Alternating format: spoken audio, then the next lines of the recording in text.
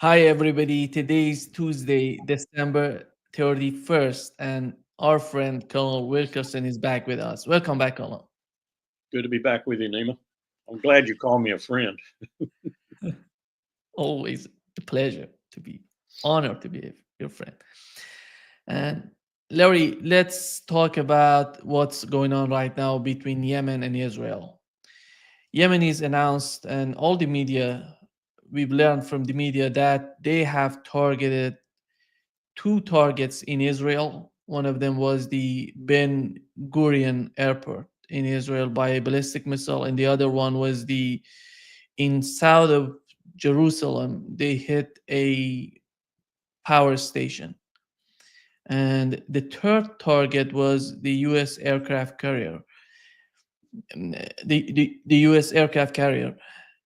How do you see the situation right now with Yemenis and Israelis, and the way that they're trying to, I don't know if there is somebody in the United States or in Israel that they think that they can manage the situation with Yemenis.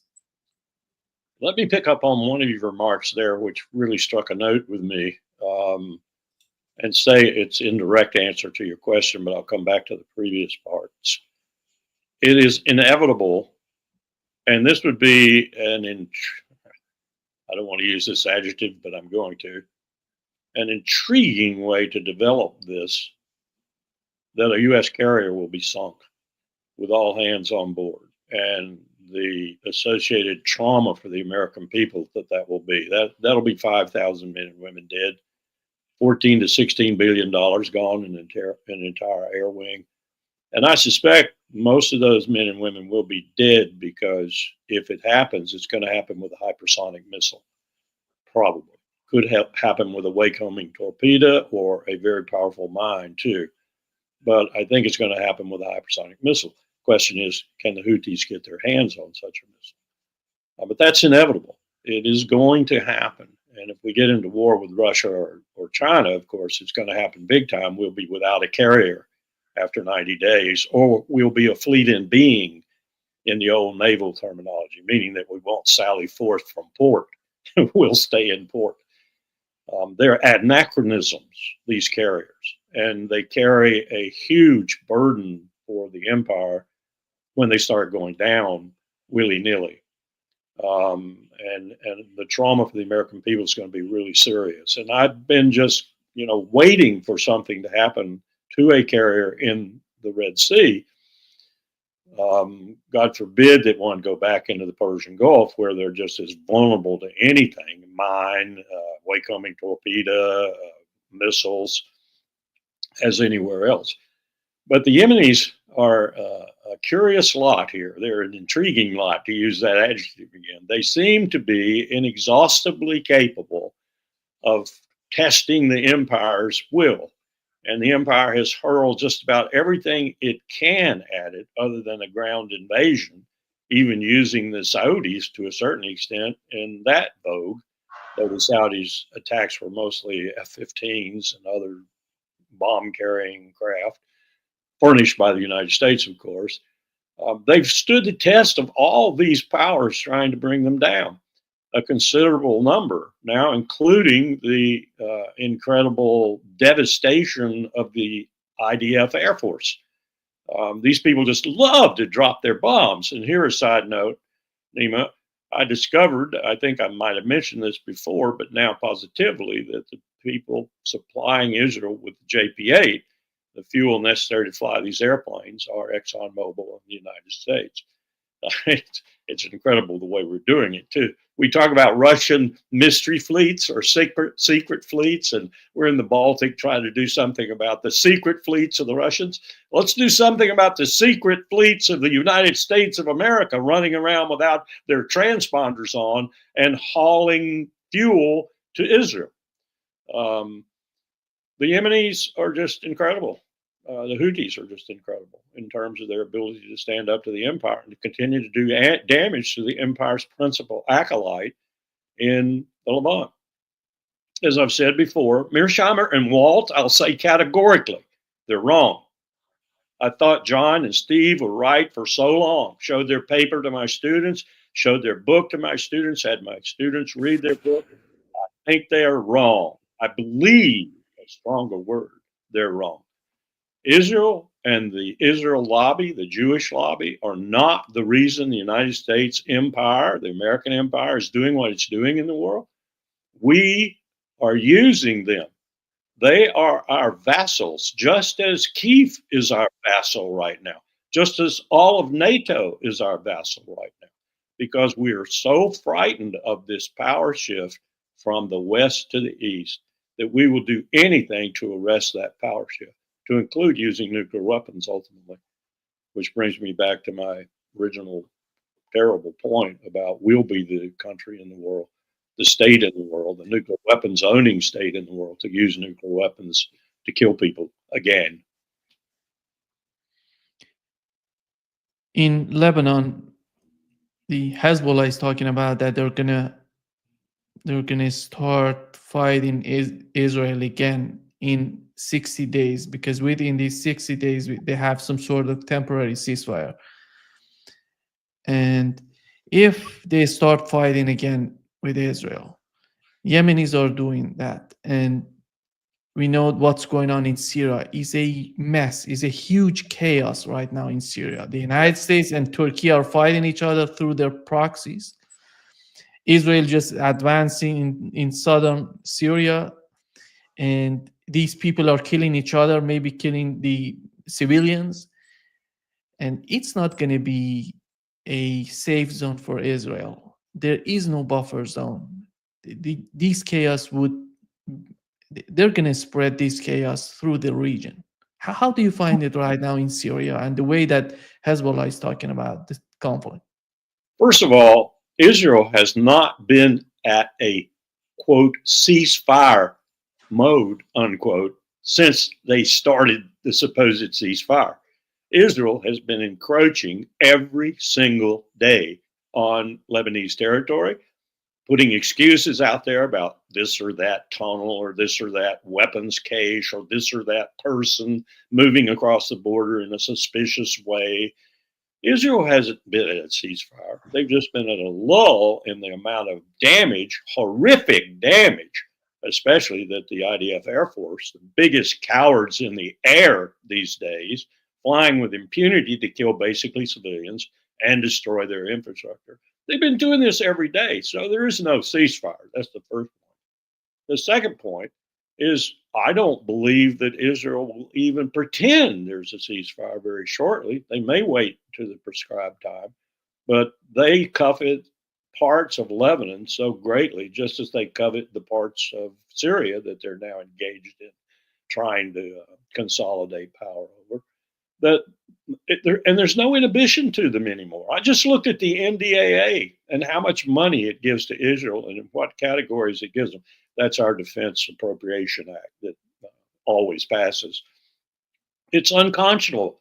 At the same time, they stripped the 9/11 victims of the funds that were being apportioned to them because of the tragedy in New York and other places. They stripped all that money out of the budget. They added this $1 billion plus for Israel in a number of different categories, all of which mostly are people killing categories. So they're augmenting the tragedy in Gaza and the tragedy in Syria and on the West Bank and in Lebanon. We are the reason Israel can do what it's doing. Israel is our attack dog. They're our attack dog in Lebanon, in Gaza. They will be our attack dog in Jordan and in Egypt when the time comes to do that. And they're our attack dog in Syria that is kind of doing what it wants to do while we and the Turks fight amongst ourselves with our Kurdish groups. And in terms of the Turks, their national army or whatever they're calling it, as the proxies. The empire can't do it itself. This is an important point, Nima. All your listeners need to understand this.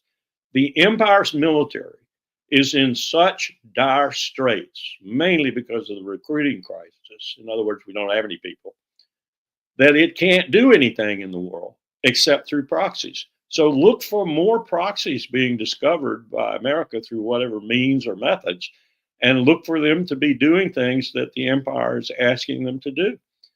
That's how we're going to do it until we come up against that situation where someone really challenges us, like a Russia-China coalition, for example. Could start with Iran, and we find ourselves so limited conventionally and limited through proxies, and Israel will be so tied up elsewhere that it won't be able to fight with its full might against Iran, that we'll enter the fray. And when we enter that fray, watch out, because we're going to get beaten, and then we're going to go to nuclear weapons. I keep harping on that because I think we are at the verge of a true crisis in terms of those weapons. Larry, who's going to win with the Kurds in Syria, in your opinion, Turkey or the United States? If history is any guide, and I think it is instructive here at least, the Kurds will lose, because both the Turks, Ottoman-bound Turks, and the United States, the American Empire, will ultimately abandon them. Probably Erdogan and his gang at a time when they feel that they've decimated them to the point where they're no longer quite the threat they might have been before. And the United States, when it feels like it's gained whatever chaos it wants in the region and has another way to keep it percolating, they'll, come to some understanding. But the Kurds will be the losers. That's my prediction. Larry, one of the concepts about what's going on in Syria is two pipelines coming from Russia to Turkey and coming from Qatar to Turkey. And they're going to be a huge hub for energy in the future, as they're planning for, at least from what we've seen so far.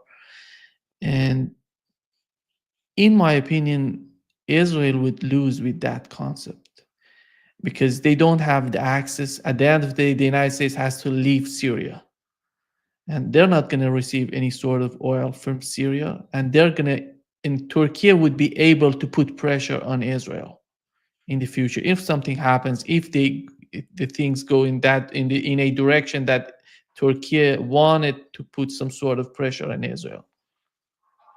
Yeah, the pipeline business is crucial to understanding power dynamics in the world today. But if you look at what ExxonMobil, for example, has laid out for its pipelines pumping, pipelines contemplated, pipelines under construction, and even more futuristic pipelines down the road, principally in Central Asia 30 years from now.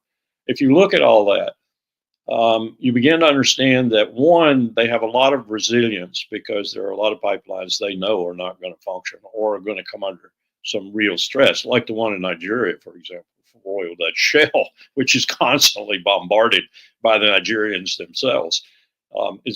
They understand and they factor that into their billions and billions of dollars, if not trillions of dollars, of futuristic planning. But there are a couple of things operating here that I think they're taking into consideration only in a worst case way, and I think probably need to be taken into consideration in what I would call a medium case way. One is climate change, and what that's going to do ultimately to all the fossil fuels, including methane, which people like Royal Dutch Shell have treated as if it were an interim fuel, and the interim being 40 or 50 years. I don't think that's going to be. So you got to take that into consideration. The second thing you got to take into consideration is probably a third of these pipelines are never going to be constructed, not to the extent that they're ever pumping, because one, they're so expensive and the investors are going to fall off, and two, because of security problems. And the third thing you have to consider is, I think, as you were intimating, where they're going and who's going to get the transshipment fees and who's going to ultimately get the gallons pouring through them, methane or whatever, liquefied or whatever. And that's hard to project, except the way ExxonMobil and Royal Dutch Shell and others do, with a factor of, like shopkeepers have a 10% pilferage factor. Well, they're going to have a 10 or a 20 or maybe even a 30% this isn't going to happen factor. But their pockets are so deep that they can do this. But watch who gets the transshipment fees, watch who gets the ultimate product, and watch what happens security-wise to the pipelines doing it, because that's the future in many respects for the next 30 years, the next generation at least. Now, that's a long way of saying if you look at what's happening right now, I think you have to understand that the empire is functioning in a way that not only is trying to hold off this shift in power, but is trying, one, to disrupt these pipelines and shipping and other ways of delivering petroleum products for the East and solidify those for the West, read principally the American empire, but Europe to a certain extent too. That's not going to work. In my view, it's not going to work. One, because Russia and other private operators, if you will, they are, I think, still a titular member of OPEC, but they are going to do what they need to do to defy this. And cartels like OPEC are going to do what they need to do. Are the Saudis, for example, going to build that line across Yemen that will go to the Red Sea and give them another outlet other than the Persian Gulf? I don't think so. Not as long as the Houthis are there. And how long are the Houthis going to be there? Well, it looks like they're undefeatable unless we invade. The Saudis aren't going to invade. They get defeated if they invade. So I don't know how to project some of these more tenuous situations with pipelines. Now, as to Syria, Israel's still getting some oil. I have that on very good authority from the pipeline coming out of Syria. They're getting most of it from the United States, I learned, as I said to you. I understand they're also still, although the battle's going on between Baghdad and Kurdistan, as it were, they're still getting some from the Kurds in the north of Iraq, who defy Baghdad, by whom they sell it to. But it's very difficult to put a finger on a lot of this because people don't want you to know. They're running their tankers around the world. We, the empire, are running our tankers around the world with their transponders off, which is a violation of international law. But we don't care. We've shown that with Gaza. We don't give a hang about international law. But Lloyd's is having to run around with clipboards and be in ports and meet the ship and find out if the cargo that they have under insurance, you have to insure. Now, states don't have to insure. States are judged by the international system as having sufficient resources to recompense anything that happens. So they don't need to insure. So who are these secret fleets that are running around the world that have their transponders off and are delivering petroleum products? This is probably one of the significant factors in the world right now, defying the pipeline builders. I don't know. This is a confused world, this petroleum world. And only thing I can assure your listeners of is the empire is in there playing for life stakes, for money, for treasure, and for the economy. They have to be.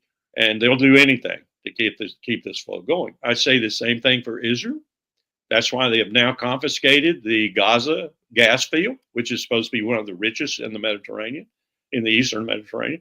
And they've confiscated the Lebanese. I think they're going to ultimately confiscate Lebanon, just like I think they're going to ultimately confiscate Jordan and maybe significant portions of Egypt, though there they might run into an army formidable enough at least to hold them up for a while. But guess what? The empire will be behind them because they're doing the empire's work. So watch all of this as it unfolds and unfolds around these pipelines pumping, pipelines under construction, and pipelines contemplated. Jimmy Carter passed away at age of 100, Larry. And here is what he said. He wrote a book in 2007 talking about, the title of the book is Palestine, Peace, Not Apartheid. Right. And here is what he said about... Big brouhaha when that came out. Here is what he said about his book, Larry. Clear, it deals with Palestine. You're not inside Israel itself, just the Palestinian occupied territories. And the second word is peace. I describe in this book the efforts for peace so far and my formula, which I think is very reasonable, for bringing peace to Israel and to Israel's neighbors. And I repeat that over and over with a strong condemnation of any kind of terrorism that afflicts innocent people by the actions of either the Palestinians or the Israelis. And the word apartheid is exactly accurate. This is an area that's occupied by two powers. They're now completely separated. The Palestinians can't even ride on the same roads that the Israelis have created or built in Palestinian territory. The Israelis never see a Palestinian except they're Israeli soldiers. The Palestinians never see an Israeli except at a distance, except the Israeli soldiers. So within Palestinian territory, they're absolutely and totally separated, much worse than they were in South Africa, by the way. And the other thing is, the other definition of apartheid is one side dominates the other, and the Israelis completely dominate the life of the Palestinian people. Why don't Americans know what you have seen? Americans don't want to know, and many Israelis don't want to know what is going on inside Palestine. It's a terrible human rights persecution that is far transcends what any outsider would imagine. And there are powerful political forces in America that prevents any objective analysis of the problem in the Holy Land. I think it's accurate to say that not a single member of Congress with whom I'm familiar would possibly speak out and call for Israel to withdraw to their legal boundaries or to publicize the plight of the Palestinians, or even to call publicly and repeatedly for good faith peace talks. There hadn't been a day of peace talks now in more than 7 years. So this is a taboo subject. And I would say that if any member of Congress did speak out, as I've just described, they would probably not be back into Congress the next term.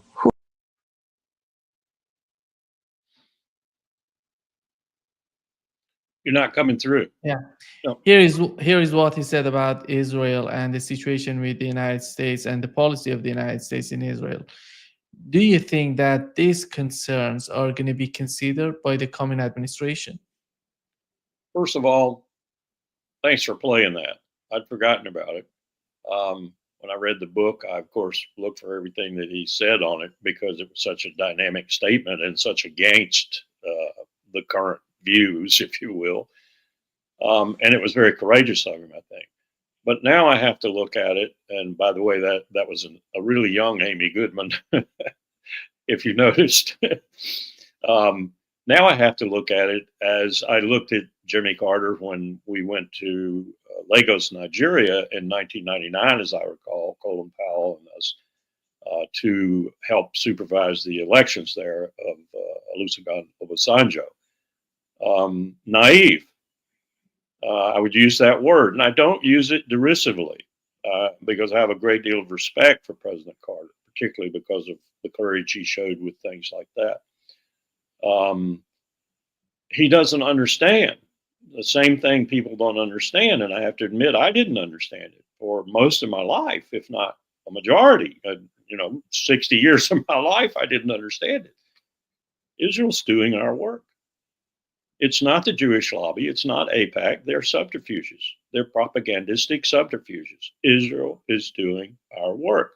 We are very happy with Israel. That's why the NDAA has the $1 billion in it. I would love to have a conversation with President Carter. I had a casual one with him during that period, the Lagos period. I would love to have one with him today and explain to him what I've learned and see if he feels like there's any truth to it at all, any validity to it. Of course, I'm convinced of it. We use Israel. Israel doesn't use us. We use them. I don't think they know it either. I don't think their leadership is aware of the fact. Although Netanyahu has said it, he said it to the joint session of Congress. He said it multiple times that, in essence, if he wasn't doing the things he's doing, we'd have to be there doing them. And he understands that that is the truth, I think. But I don't think he connects the power equation the way I'm connecting it. I'm not even sure presidents of the United States understand this or are aware of it, because it's the deep state doing this. The deep state defined not as the meritocracy, the civil service, or the oligarchs per se, but the deep state defined as everything from BlackRock, Vanguard, and State Group to the Davos Forum to the central bank in this country, the Fed, and those who actually orchestrate the power behind the curtains that keeps the empire gestating and going and doing its horrible things in the world, particularly the horrible things in the world. My question, coming to your question ultimately about the new administration, is how many of these people that Trump has now, one of them living at Mar-a-Lago with him, apparently, according to the news I read this morning, and of all places, I think I read it in Haaretz, Elon Musk, the person who is doing most of the things that are consequential right now with regard to outer space, the person who is involved in so many things. I suspect I could find his fingerprints or some of the other oligarchs' fingerprints in this AI that has been divulged by Haaretz. I don't think they understand the full extent of what they're divulging, but this AI, which is codenamed Gospel, let's see, Absora in Hebrew, is the AI that is killing people indiscriminately all over Gaza, apparently with Netanyahu's and others' blessings. This is horrible artificial intelligence. Think about your cell phone. Think about anything where you've encountered artificial intelligence. Worsen it by a factor of 10 and throw that into the killing fields in Gaza.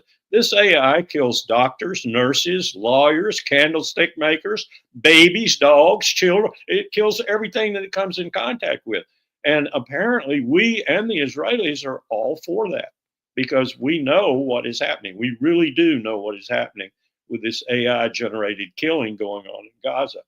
This is scary stuff. It's scary stuff. But I would tell President Carter, you not only were naive about the military operation attempting to rescue the hostages in Iran, which failed, Operation Eagle Claw, which failed disastrously and ruined his presidency in some respects, along with the hostages themselves, but you're naive about the relationship. You're right.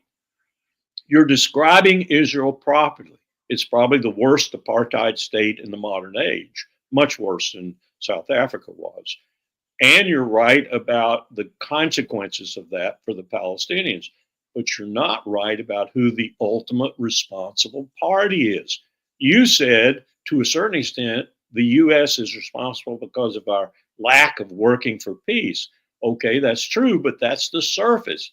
The real reason is we do not want peace, period. We want everything from the Baltic to the Persian Gulf to be in turmoil and chaos.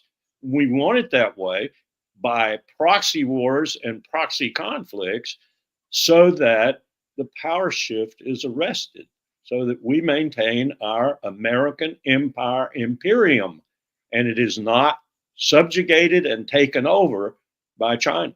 That's what it's all about.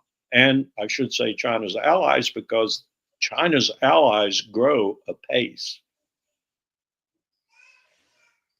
Larry, if you assume that and see what has happened to Ukraine for more than 2 years, we're approaching 3 years of the conflict in Ukraine, a proxy war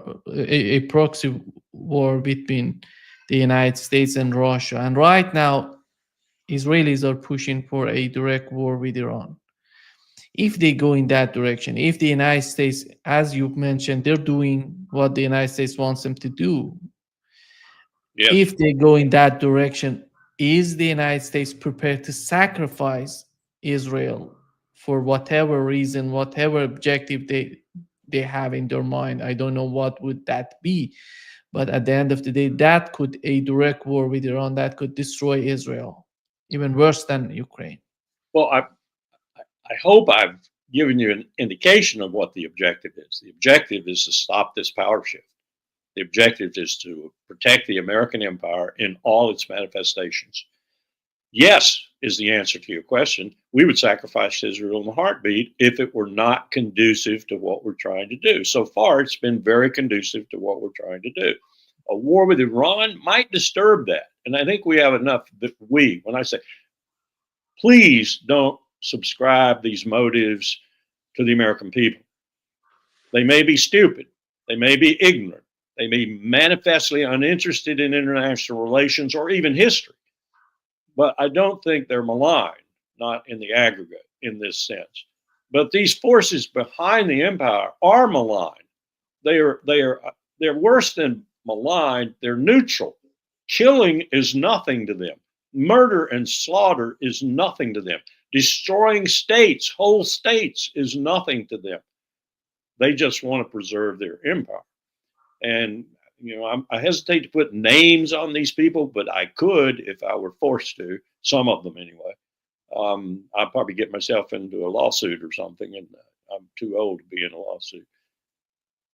If Israel has to be sacrificed, it will be. But right now, it's doing what the empire wants it to do in the southern portion of its hegemony, if you will, or contested hegemony now. It is causing the chaos that the empire wants. And as long as it is doing that, Israel will not be cut loose, nor will a peace treaty be achieved in any fashion or form, because that would be inimical to the empire's desire for chaos, and more chaos. What does empire want right now in Ukraine? Joe Biden sending more aid to Ukraine. Donald Trump wanted to, at least he's talking about, he wants to put an end to the conflict. Who's going to win, the continuation of the conflict or the people who wants to put an end to the conflict? Here's a huge question, Nima. Is Donald Trump privy to anything that I've just said? If he's privy to it, is he even intellectually capable of grasping it? And then third, if those two are answered in the positive, will he do anything about it? Well, my answer to all three of those questions is no.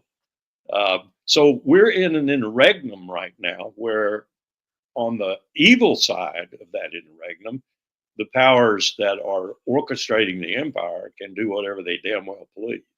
And they may even have some of their acolytes very close to Trump, one of the most prominent of which just might be the Tesla man. What does that mean for Ukraine in and of itself? Well, General Kellogg apparently has just been rebuffed by Sergei Lavrov. I didn't get a chance to read the complete information I got on it, but it looks like Lavrov has said essentially, we don't like what you're presenting. Well, I don't know what that means for Kellogg and Trump. Do they continue on the same path, that is seeking a stop to the war, but mold themselves around some more negotiable parameters? I don't know. Or do they go off as Trump usually does, think Kim Jong-un, for example, and say, oh, I can't deal with him. Next thing will be bombs and bullets. I think we're in for a very disruptive period in both what Americans think is the maybe the normal foreign policy, security policy of the United States, and the foreign and security policy that I say is the real policy of the United States, the American empire. We're in for an interregnum in there, and we don't know what it's going to do other than that these people are so powerful, they can probably make it through that interregnum. I think a huge question is, can Ukraine and can other people make it through that interregnum with this man who is so mercurial that you don't know what he's going to do from one day to the next? I will add that I think there are signs, and not least of these signs are some of the people he's picking for his principal cabinet officers and people to have around him and people he has around him right now. There are signs that they already have control of it. How about the European Union and the European countries right now? Before all of this, we had Orban being against the policy toward Russia and Ukraine, and right now Fico going to Russia. He doesn't need to go to Ukraine and the United States. He goes to Russia and talk with Putin directly. And his foreign minister said that Ukraine has to give up some territories. Do you feel that the dominance of the United States, how do you see the dominance of the United States and Europe under Donald Trump? That's a good question, and I have no idea how to answer it. I would add to your description just now that the great giants of the Baltics, Lithuania, Estonia, and Latvia, seem to be thinking that they can go into the Baltic Sea and take on the mysterious Russian secret fleet. So I mean, there's all kinds of stupid things happening within NATO's ranks. Desperation, I think. But to your question, I think the real fear that Europe should have from Donald Trump is his inconsistency and his bouncing all over the map. And what ulterior motives might develop within those inconsistencies in their own ranks, and the EU comes to mind first and foremost, that will be detrimental to their future. And then the inconsistencies and the things that will develop to counter them or deal with them in states like Germany and France. We're in for a rocky road, I think, for NATO. And as I've said before, ultimately its demise. The question is, and I thought the transatlantic link, as it were, would survive NATO's demise or its major attenuation in power and possibly members. I'm not so sure anymore.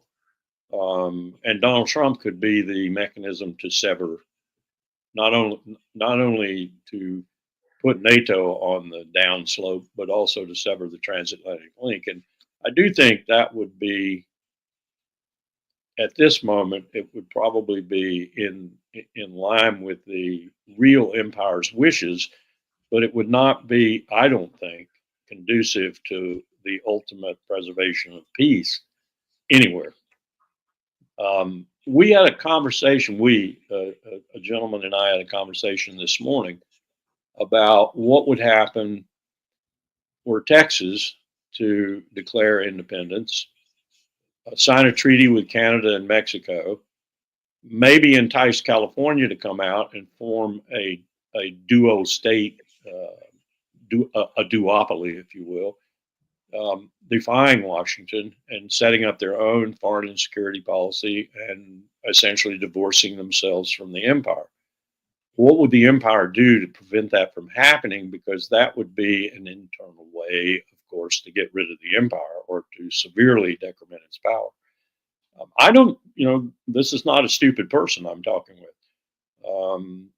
I don't think that's out of the ken. I don't think I'm going to see it in my lifetime, short as it is. But there are domestic rumblings in this country that would lead me to believe that that could happen too. It would be sort of like Bismarck in the time of Germany and Bismarck, when the Germanic people were trying to get their act together, form a state, and become a state, and Bismarck sort of, put the touch to it. Where is the Bismarck? It isn't Governor Abbott, that's for sure, in Texas, and it certainly isn't probably what's his name in California. But that's not a distant prospect in my view. That the United States itself, the kernel of the empire, the heart of the empire, might start to domestically fall apart. Larry, you've mentioned Germany and Elon Musk. Right now, Elon Musk, Olaf Scholz is just complaining about the way that Elon Musk is trying to interfere in their political system by supporting AfD in Germany. We know that people are not happy with this, with the Green Party, with Olaf Scholz and their policies. But at the end of the day, it's a domestic policy. It doesn't. There is no right for Elon Musk to interfere as he did in Venezuela. As we saw, he was some sort of managing the people in Venezuela, going and supporting them. And maybe the people in Germany want some sort of change. But what's the main reason of going and supporting AfD? And is that a concern in your opinion? I think it's a huge concern. What we in the empire have done, and I'm not sure that anyone was monitoring this, to tell you the truth, and I chalk that up to a fault of the empire. We've let people get so filthy rich, so incredibly rich. I mean, I read in one place that 400 families in the empire have the GDP of Brazil, the equivalent of the GDP of Brazil. And we all know the stats about 0.001% of the American population having 50% of the American wealth. We've let people get too rich. When you get that rich, you can, in fact, influence other countries, other states. If you have families that have the equivalent of the GDP of Brazil, what's to stop them from forming unions and bringing real power to bear on states and on elections? I think I was there, Nima. I was there when we orchestrated Jens Stoltenberg's movement into the Secretary Generalship of NATO. Then I was there as we started the effort to influence the politics of the Scandinavian countries and other European countries to be pro-NATO, either pro-NATO to the point where they became members of NATO, or pro-NATO to the point where they were just, the same thing. And we got our wishes. We're up to 32, I think, now countries. We orchestrated those politics. Well, we did that partly through private money and private people and private organizations, just as now we're in Georgia using non-governmental organizations and quahog organizations, as we call them, quasi-government organizations, to overthrow the Georgian government. And we've done it in other countries, like Venezuela, for example. This is not a new phenomenon with the American empire. I'm not going to call it a republic anymore, because it is not. Republic is of the people. It ain't of the people anymore. But that's why we do business today. And I don't know that it's competent business when it's individual trillionaires almost who are doing this business. And Elon Musk is a case in point right now. One of the things that Jimmy Carter said about China in his phone call, he had a phone call with Donald Trump in 2019. He said that China didn't spend a penny on the war, and that's why they're ahead of us, ahead of the United States. Do you think that would be considered as Donald Trump takes power in the United States, maybe put an end to these endless wars? We know that he's with what's going on with Greenland, with right now with Panama Canal, Mexico, Canada. It's all about the fight in China. How do you? These were all, I don't know how to say it. These were all typical Trump pronouncements. They're almost questionable from the moment they leak from his lips. The fact that he followed up rather dramatically, but didn't do so successfully, on his overture to North Korea was an exception. And an exception that set our South Korean ally on a path that we are seeing right now. This is somewhat a result of that.